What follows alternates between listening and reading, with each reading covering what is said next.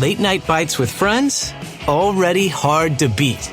That first too hot bite of fries you couldn't wait for, followed by ice cold Pepsi.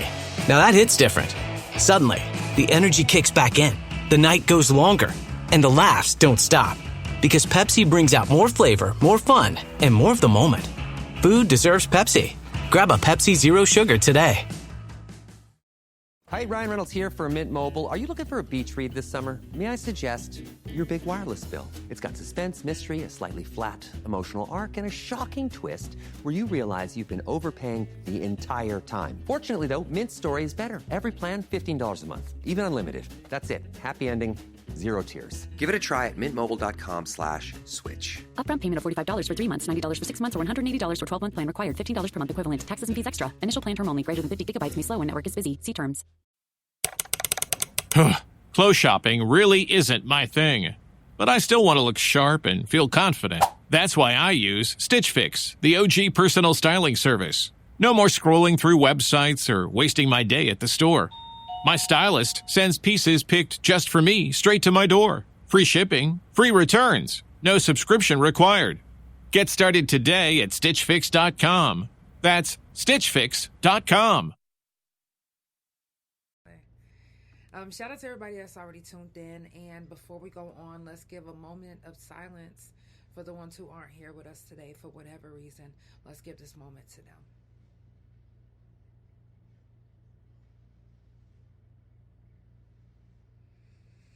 I started Sickle Cell Talk because of my friend, Shaquanda. She actually was supposed to start it with me, but she ended up passing away before we can even get started.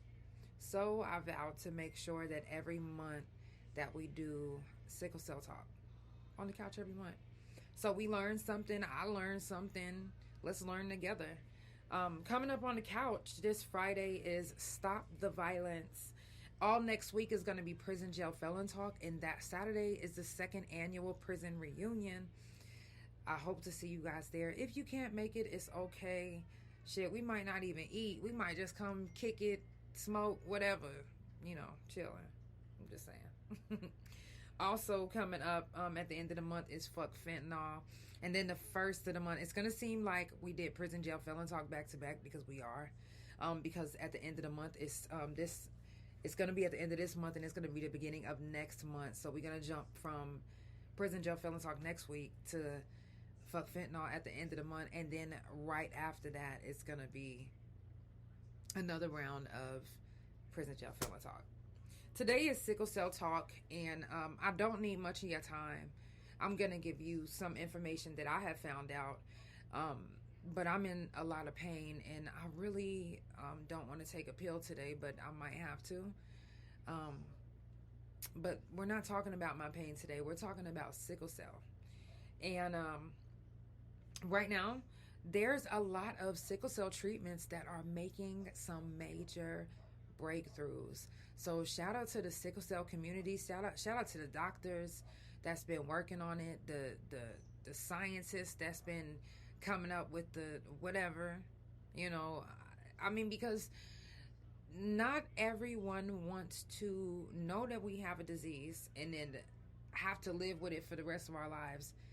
And if we know that there's a treatment, some of us will do any and everything that we can to get that treatment because we don't want to feel that pain anymore. So knowing that there are now breakthrough treatments in the sickle cell community, I would be racing to get the treatment. Now, the only thing is, well, before we go into the only thing, what I was going to say is I do want to bring up Victoria Gray. Victoria Gray in 2019 did a crisis PR treatment. It was a sickle cell treatment, and it's mainly, which to me, I feel like almost every sickle cell patient goes through extreme pain and deals with the extreme pain crises. I believe that every sickle cell patient should qualify to be able to get this treatment. Well, there are stipulations to have this treatment, and you have to be over the age of 12 with sickle cell, obviously, and dealing with pain all the time. But you have to show them documentation, so you can't not go to your doctor, which I believe every sickle cell patient goes to their doctor's appointments. Anyways, this CRISI-PR based treatment for sickle cell, she took this in 2019, which is a one-time treatment. And she has not, in the last 7 years, not one time has she had a sickle cell crisis. That is amazing. That is an amazing breakthrough to know that I was born with this. And there's no way that, for years, there was no way to get rid of this sickle cell. So many people have died because there was no treatment available to save them. There was no treatment available to even look forward to. And now there's treatments available for sickle cell patients to look forward to. Now, this is what I did want to speak on. Because even though sickle cell patients can look forward to the treatment and to look forward to eventually not having sickle cell, the treatment, the treatment that the lady took, Victoria Gray, in 2019, that one-time treatment that she hasn't had a crisis in the last 7 years, that treatment alone is $2.2 million, and that's just for the treatment alone. That's not the extra cost of the extra medical treatments that you need, the medication. That's not even including that. That is just for the treatment only. $2.2 million. And I don't know anyone personally who has $2.2 million just laying around, and I'm not saying that it can't be done. I'm not saying that if you don't get it done for your family member or your daughter or your wife that have sickle cell, I'm not saying that if you don't get it done that you're a bad parent, that you're a bad friend, that you're a bad spouse, that you're a bad... I'm not saying that, because that treatment is $2.2 million. And although I want to be rid of sickle cell, it's not easy for me to get up and go work, because sickle cell makes me so exhausted. I'm in so much pain. I could barely do anything in life already, and I'm already dependent on somebody else. And now, after they've paid all the bills, now we have to try to figure out how to get $2.2 million to cure me of a disease that I never asked for. $2.2 million. And then you have to think, like, is this, something that I really want to do? And some of these treatments, sorry, y'all, I'm in a lot of pain, so it looks like I'm jerking a lot. Some of these treatments have some terrible side effects. And some of these side effects are almost as bad as having the disease in itself. So you have to do your research. And the good thing about that treatment is you don't have to have a donor to get this treatment. You don't have to have a donor. You can get this treatment one time and possibly be free of sickle cell for the rest of your life. So far, it's been 7 years, and Victoria Gray has not had a sickle cell crisis in the last 7 years. So that's a really good thing to look forward to. But it's like, damn, like, how am I going to get $2.2 million to get the treatment that I need? Not everyone is going to want to do a GoFundMe. Not everybody's going to want to do that. And then not only is not everybody going to want to do that, but not everybody looks at those GoFundMe and be like, you know what, let me help. And helps. Some of them look at it and they talk shit about us when we do it. They I'm an adult, I'm working, how come you can't work? But if I could work, don't you think I would? When you genuinely can't work because you have an autoimmune disease or a disease that is taking over your body, that is taking over your strength, it's hard. It's hard to not miss days of school, work, anything, appointments, it's tough. So thinking about how you're going to get $2.2 million to get this treatment, that alone, the stress in itself can throw you into a crisis. You can be into a crisis right then and there just because you're thinking about how am I going to get this $2.2 million? I need it. And now you're obsessing over it because you know that that'll make you feel, you heard about Victoria Gray, so you're like, wow, if Victoria Gray can be cured and not have a sickle cell crisis, I can be the same way. For years, I've dealt with sickle cell, and now they have something that is for sure, definite. There's real results, which now, like I said, a lot of the treatments now have real results. There are real results to these sickle cell treatments. There's gene therapy that's taken over. They're having amazing results from the gene therapy. And if you guys didn't know that there's over 100,000 Americans that have sickle cell, and 7.7 to 8 million people globally. Now imagine, out of all those people, can you imagine how many of those people have $2.2 million to get the treatment, to get the cure, or not even, would you call it a cure? Yeah, I guess you can call it a cure. Out of 100 million people in America, and 7.7 to 8 million globally, that is how many people have sickle cell. Now again, how many of those people do you think have $2.2 million to get the sickle cell treatment? What can we do as a community? Hey, Ken. What can we do as a community to help our local sickle cell patients? Sometimes you have to start locally,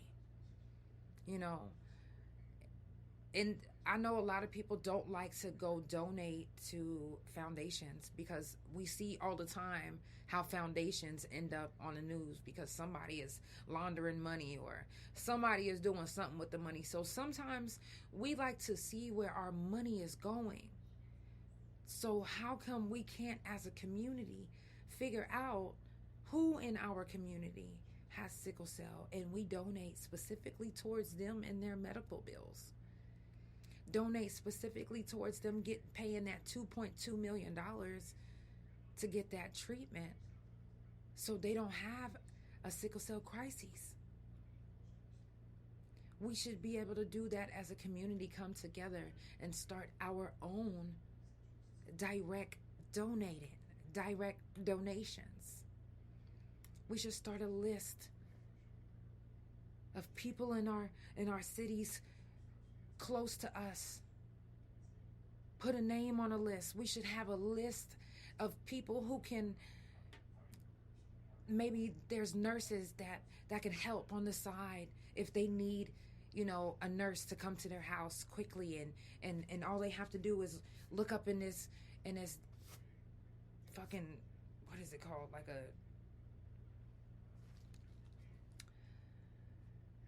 If we put together a list of people who's willing to help someone that has sickle cell close to their neighborhood or city, close by to their zip codes.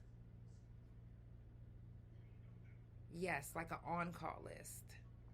If we can start our own on-call list to help out our own community, man, oh man, like, you know, and I know some people, they don't believe in going to the blood bank. Well, with this same list, we can figure out, you know, who needs a blood donor and who's compatible, and, you know, how I can meet with their doctor, or we can meet with their doctor to be approved to donate to them specifically. You don't have to go through a blood bank. You don't have to do all of that. You don't have to wait on somebody to tell you what to do. You can do this yourself. We don't even have to wait on a list. Let's figure out who in our community has sickle cell and how we can help. Even if they need somebody just to sit in a hospital and talk to them, or just be a friend. Even if they need somebody just to go pick up some groceries or cook for them, or check their blood pressure. Yes, you can directly donate to people through the blood bank. And the reason why I say I know some people don't like the blood bank, because I know some people they don't care what it would do for somebody else. They not gonna do it. They would rather go to the doctor, which my doctor told my wife that, you know, you come to the doctor's appointments, you know, we could test your blood against hers and we'll see if it's compatible. They can do it like that. You can specifically go to a sickle cell patient's doctor's appointment if you want to be their blood donor. Once you find out that you're compatible through this list that we're going to compile, then that's how we'll know. And it doesn't even have to just be sickle cell patients. It can be someone who's disabled that needs help. You know, they may need a little extra help. They might not need a babysitter, but like someone to come and help while they're taking care of their kids, because they may be disabled to the point where they can't bend down, and they might need someone to bend down for them, and their kids don't understand just yet. You know, we should be able to do that for our community. I don't see why we can't. All we got to do is do it. So I'm going to start coming up with a list. You know, I want to know of every sickle cell patient, every lupus patient, every chronic pain patient that's in my neighborhood that, you know, maybe if their husband or wife isn't home, or their kids aren't home and they're having an emergency, or they need to go to the hospital, maybe I can do it. Maybe I'm in the neighborhood. Maybe, you know, let's do that. You said my job is now finding resources for families. Yes. Thank you so much. That's dope. Wow. All we have to do is come together and do this. And I believe in us. Hey, Motown Tiger, I see you. I want to stay on the whole 30 minutes, but when I tell y'all my body is on fire, I'm like twitching in the inside. And every time I move my neck, I could feel the swollenness. So I'm actually going to go take some Flexeril, but I'm going to be on in the morning. I'm just, I love you guys. Let's do this. Let's come up with a list.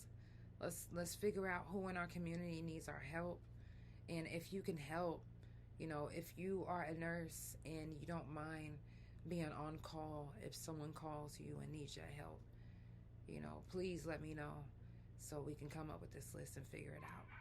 I love you guys so much. It's the Couch Chronicles, where it ain't no fucking limits. I'm off of here, but I will be back on. You said I was in GA, now I'm in the city. Yes, hit me up. Yes, hold on. Definitely hit me. DM me. Yes, I'm about to take some medication. And let me just pause and tell you guys this real quick, because as a lupus patient, sickle cell patient, chronic patient, I know we all go through this sometimes. When we go to a new pharmacist, thank you so much for the roses. When we go to a new pharmacist, we don't expect to be questioned like we criminals. And just recently, I got a new pain management doctor, and they gave me 2 months worth of Narcos. And the first thing that the pharmacist gonna say to me is, and why do you got so many doctors? First of all, fuck you. Because, bitch, I don't want this many motherfucking doctors. But I can't help that I'm in all this pain. I can't help that I have chronic pain, lupus, and we can't help that we have sickle cell. We can't help that we have these diseases or chronic pain that need specific medications that might make you look like, why? Or that's too many. It might be too many for you, but obviously we're at a point of no return, or it's so bad that we need the pain medication, that we need that dose, that we need that much. So to question anyone,